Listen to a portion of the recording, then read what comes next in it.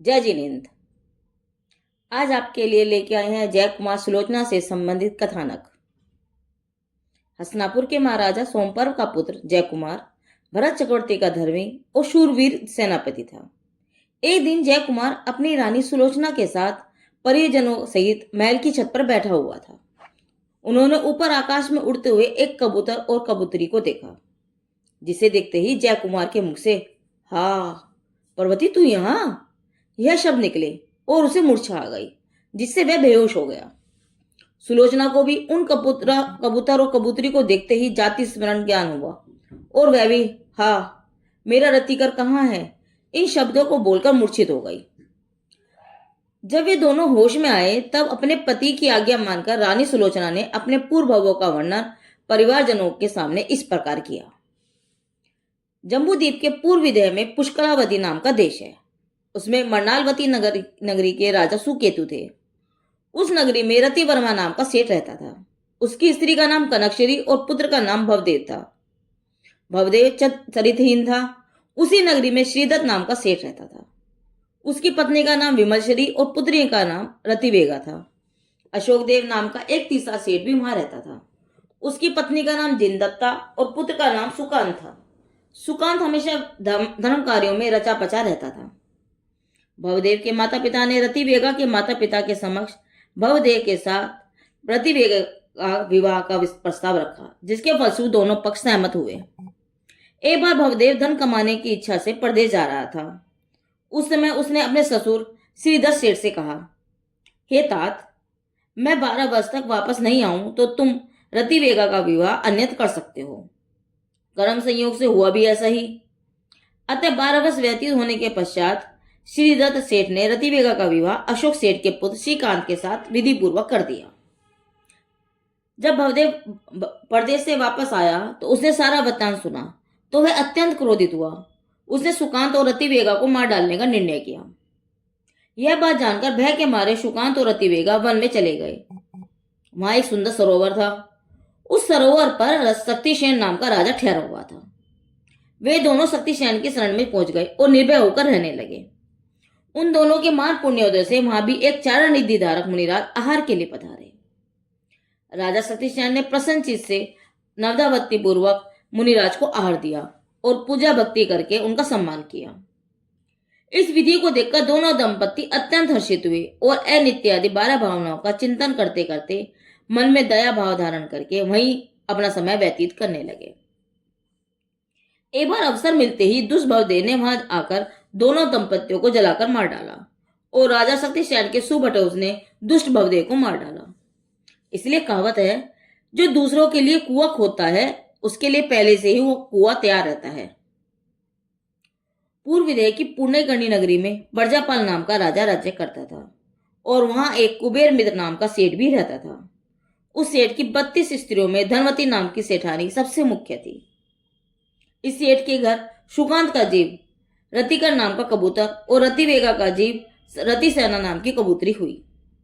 यह दोनों कबूतर और कबूतरी सेठ के घर में आनंद पूर्वक अपना समय व्यतीत करने लगे। एक बार रिद्धिधारी मुनिराज आकाश मार्ग से गमन करते हुए सेठ के यहाँ आहार के लिए पधारे। उन्हें देखकर सेठ सेठानी के हृदय में अत्यंत आनंद हुआ। उन्हें शुद्ध भाव से मुनिराज का प्रघान करके नवदा भक्ति पूर्वक आहार दान दिया। उस समय कबूतर और कबूतरी के जीव ने भी भक्ति भाव से मुनिराज के चरण कमलों के दर्शन किए और पंख फैलाकर चरणों का स्पर्श किया।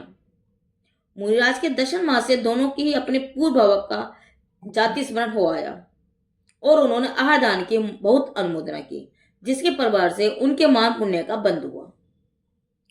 एक बार वे दोनों कबूतर कबूतरी दाना चुगने के लिए दूसरे गांव गए।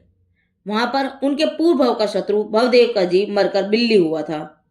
वह क्रोध आवेश से इन दोनों को मारकर खा गया। इसलिए ज्ञानियों का कहना है, कभी भी किसी के साथ वैरभाव मत करो। यह वैरभाव ही भवांतर में जीव को दुख देने वाला है। विजात के दक्षिण श्रेणी में गंगाधर देश की शिखली नामक सुंदर नगरी का राजा आदित्यगति और रानी शशि प्रभा थे। रतिकर नाम का कबूतर सुकांत का जीव मरकर उन राजा रानी का हरिण्य वर्मा नाम का पुत्र हुआ। विजात की उत्तर श्रेणी के गौरी देश के भोगपुर नाम की नगरी के विद्याधर राजा वायुधर की स्वर्णप्रभा नाम की रानी थी। उनके गर्भ से वह रतिसेना नाम की कबूतरी, रति वेगा का जीव, प्रभावती नाम की पुत्री हुई। युवावस्था होने पर प्रभावती का विवाह हिरण्यवर्मा के साथ हुआ। यौनानुयोग अनुमुख दिनों के पश्चात प्रभावती ने एक कबूतर के जोड़े को उड़ते हुए देखा और उसे देखते ही प्रभावती को अपने पूर्व का स्मरण हो आया। एक दिन प्रभावती और हिरण्यवर्मा ने एक चारण दिया मुनिराज के समीप जाकर अपने पूर्व का वृत्तांत सुना, जिसे सुनकर अपने पूर्व संबंधी ज्ञान होने पर उन दंपत्ति में अत्यंत गाढ़ी प्रीति हो गई। किसी समय किसी वैराग्य प्रसंग को प्राप्त करके हिरण्यवर्मा संसार शरीर और भोगों से विरक्त हो गया और अपने पुत्र को राज्य सौंपकर स्वयं ने दीक्षा धारण कर ली। अपने पति को दीक्षित होते देखकर प्रभावती ने भी गुणवती अरिचिका के पास जाकर अरिचिका व्रत ग्रहण कर लिए। कुछ दिनों के बाद गुणवती अरिचिका के साथ प्रभावती ने वहां से विहार किया और विहार करते करते पुण्यकर्णी नगरी में आ पहुंची। वहां प्रभावती को देखकर धनवती सेठानी ने गुणवती अरिचिका से पूछा, हे माता, यह कौन है जिसे देखकर मेरे हृदय में स्नेह उत्पन्न हो रहा है और इसका क्या कारण है, वह मुझे बताओ। सेठानी के वचन सुनकर स्वयं प्रभावती ने कहा, हे देवी, क्या तुम्हें अपने घर में रहने वाले कबूतर युगल याद नहीं? याद करो, मैं तुम्हारे घर में रतिसेना नाम की कबूतरी थी। यह बात सुनकर सेठानी को बड़ा आश्चर्य हुआ और उन्हें पूछा, रतिकर कबूतर कहाँ है? उत्तर में प्रभावती ने कहा, वह भी मरकर विद्याधरों का राजा हिरण्यवर्मा हुआ है, परंतु अब मुनि दीक्षा धारण करके विहार करते करते इस नगरी में आए हैं। सेठानी ने मुनि के पास जाकर भक्तिपूर्वक नमस्कार किया और प्रभावती के उपदेश से सेठानी भी अरिचिका हो गई। एवं मुनिराज हिरण्यवर्मा ने 7 दिन तक शमशान में प्रतिमा आसन में योग ग्रहण किया।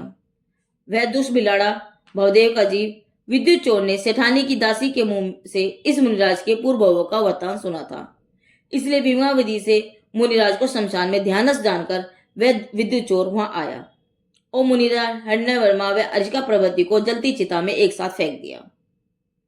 उस समय वे दोनों अग्नि के तीव्र ताप के परिचय से शुद्ध और समता भावों से प्राण त्याग कर अपने पुण्य प्रताप से स्वर्ग में ऊंची जाति के देव हुए। जब राजा को इस दुष्कृत्य का पता चला तो राजा ने विद्युत चोर को मार डालने की आज्ञा दे दी।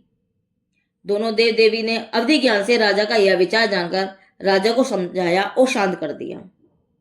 कुछ समय व्यतीत होने पर एक बार वे दोनों देव देवी फिर से वहां आए और उन्होंने महामुनि भीम को देखकर नमस्कार किया और उनसे धर्मोपदेश सुना। तत्पश्चात देव ने कहा, हे स्वामी, आपके इस छोटी उम्र में दीक्षा लेने का कारण क्या है? उसके उत्तर में मुनिराज ने कहा, मैं इस पुण्यकर्णी नगरी में एक दरिद्र कुल में जन्मा था। मेरा नाम भीम है। एक बार अवसर मिलने पर मैंने एक मुनिराज से धर्म का उपदेश सुना।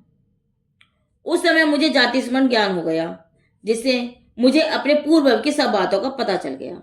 मैं विचार करने लगा कि मैं अपने पहले भव में भवदेव नाम का वैश्य पुत्र था। उस भव में मैंने रतिवेगा और सुकांत को मार दिया। तत्पश्चात जब वे मरकर कबूतर और कबूतरी हुए, तब मैं बिल्ली बनकर पूर्व के द्वेषवश उन्हें मार दिया।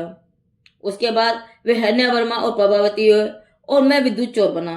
तब वे दोनों मुनि अरिचिका के वेश में थे। तब मैंने उन्हें जलती हुई चिता में जला दिया। इस महापाप के कारण महादुखों का स्थान जो नरक है, वहां मैं गया और अनेक प्रकार के भूख, प्यास, सर्दी, गर्मी आदि के महान कष्ट सहने पड़े। नरक में से निकल के मुझे संसार चक्र में जो चक्कर लगाने पड़े हैं, उससे मेरा आत्मा इतना संकलित हो गया है, उसका शब्दों में वर्णन नहीं कर सकता। उसी समय मैं विरक्त होकर दिगंबर साधु हो गया हूँ। इसी विचित्र को सुनकर इस देव युगल को बहुत आश्चर्य हुआ और उन्हें अवधि ज्ञान द्वारा समस्त बातें स्पष्ट रूप से ज्ञात हो गई। हे प्रभु, जिनको आपने पहले कितनी ही बार मारा है, वे दोनों हम ही हैं। ऐसा कहकर उन्होंने भीम मुनि की वंदना की और दोनों स्वर्ग में वापस चले गए। वहीं महामुनि भीम ने 12 भावनाओं का चिंतन करके, कंठित तपश्चर्या करके केवल ज्ञान प्राप्त किया और घाती अघाती कर्मों का नाश करके मोक्ष पद को प्राप्त किया। अहो देखो, भव में बैर के कारण परिणाम धारण करने से मनुष्य जीव को मारा, कबूतर के जीव को मारा, मुनि अरिचिका को जिंदा जला दिया। ऐसे पापी भवदेव के जीव ने भी क्षण भर में संसार के दुख से विरक्त होकर भव्य दृष्टि के बल से आत्म ध्यान लगाकर इन जय कुमार और सुलोचना के जीव के पूर्व ही भीम महामुनि होकर मोक्ष पर प्राप्त किया। ओह, वस्तु स्वरूप की अगाध महिमा का क्या कहना। भव में अन्य जीवों को मारने वाला स्वयं अनेक उनके पूर्व मोक्ष चला गया। यह सब निर्दोष त्रिकाली चैतन्य सामान्य स्वभाव के आशय का ही प्रताप है।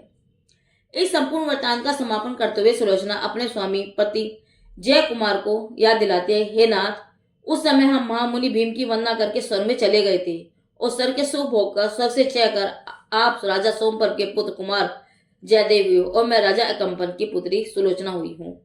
यही कारण है कि कबूतरों के जोड़े को देखकर अपने को जाति स्मरण हो गया।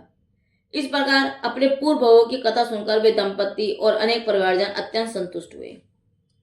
एक बार अनेक राजाओं द्वारा पूजित राजा जय कुमार का चित्त संसार की क्षण भुगड़ता की तरफ गया और इतना वैराग्यचित हो गया कि उन्होंने संसार को एकदम अनित्य समझकर जिन दीक्षा धारण करने का निर्णय कर लिया।